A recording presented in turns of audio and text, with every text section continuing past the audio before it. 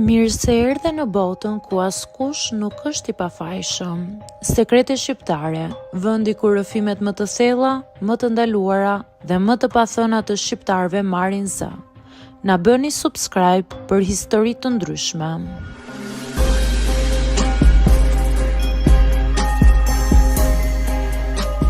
Jam e lumtur që mamaja ime vdiq. Unë quhem Mirena dhe këtë fjali e kam përsëritur me vete për vite me radhë, pa guxuar ta them me zë të lartë. Jo sepse nuk ishte e vërtet, por sepse e vërteta ime gjithmonë ka qenë e rëndë për të mbajtur nga të tjerët. Njerëzit preferojnë histori me nëna të shtrenjta, me sakrifica të heshtura dhe dashuri pa kushte. Mamaja ime nuk ishte asgjë nga këto. Jam motra e madhe e dy vëllezërve më të vegjël, Arlindit dhe Erionit. Kur ata erdhën në jetë, unë isha ende fëmijë, por u bëra e rritur shumë shpejt. Jo sepse doja, por sepse dikush duhet të ishte. Mamaja jon ishte gjithmonë e lodhur, nervoze, gjithmonë me erë alkooli në frymë. Shishja ishte dashuria e saj më e madhe. Ne ishim thjesht një zhurmë me bezdisshme në sfond. Mbaj mend shtëpinë tonë të vogël, gjithmonë të rëmujshme, të ftohtë. Jo nga mungesa e ngrohjes, por nga mungesa e dashurisë. Në mëngjes gjoja vëllezrit, i vishja, i përgatisja për të ngrënë, ndërsa mamaja flinte shtrirë në divan me televizorin ndezur dhe shishen bosh në tokë. Kur zgjohej, nuk na shikonte në sy. Ne zëre se nuk ekzistonim. Në shkollë mësueset më lavdëronin që isha vajzë e pjekur për moshën time. Nuk e dinin që pjekuria ime ishte ndërtuar mbi frikë. Frikë se mos mamaja nuk zgjohej, frikë se mos na haronte, frikë se mos policia trokiste në derë, frikë se mos vëllezërit e mi riteshin të thyer ashtu si unë. Kur mamaja pinte, bëhej dikush tjetër. Fjalët i shndërroheshin në thika. Je si babai yt, më thoshte, sikur të ishte një mallkim.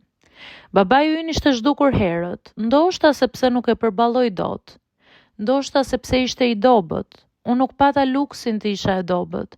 Duhet të mbaja shtëpinë, të mbaja sekretet, të mbaja vëllezërit kur çani natën. Ka net që në fakt nuk do t'i harroj kurrë. Net kur mamaja nuk kthei fare. Unë qëndroja zgjuar me telefonin në dorë, gati të telefonoja ambulancën ose policinë. Arlindi më pyeste me zë të dridhur nëse mamaja do të vdiste. Unë i thosha jo, edhe pse në mendjen time kjo dukej gjithmonë e mundshme. U rita gjithmonë me ndjenjen e fajit. Faj që unë e urreja. Faj që ndëroja një jetë pa të.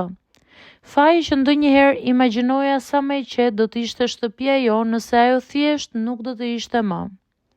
Këto mendime më trëmnin, por njëkohësisht më jepnin një ndjenjë të çlirimi që nuk e njihja ndryshe. Kur u sumur, askush nga ne nuk u habit. Trupi i saj ishte lodhur nga vitet e alkoolit. Në spital dukej e vogël, e thyer, pothuajse e pafuqishme. Njerëzit më shikonin me keqardhje dhe më thoshin sa e fortë isha.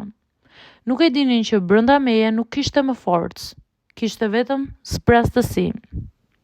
Ajo më pa një herë me sy të mjegullt dhe për një moment mendova se do të më kërkonte falje. Por nuk e bëri. Kur vdiq, qava. Nuk qava për të. Qava për vajzën që isha dikur, për fëmijërinë që nuk e pata kurrë. Qava për netët pa gjumë, për frikën, për përgjegjësitë që nuk duhet i mbante një fëmijë. Dhe pastaj, pas lotëve erdhi qetësia. Një qetësi e thellë, e pastër, e ndaluar. Jam e lumtur që mamaja ime vdiq, sepse me vdekjen e saj përfundoi një burg i padukshëm.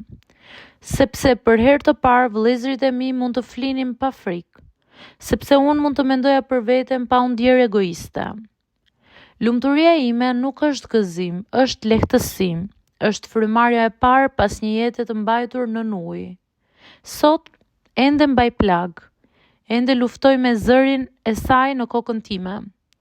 Por jam këtu, nuk jam më vetëm motra e madhe, nuk jam më kujdestarja e dhimbjes. Jam një grua që mbjetoi dhe edhe pse tingëllon mizore, e vërteta ime është kjo.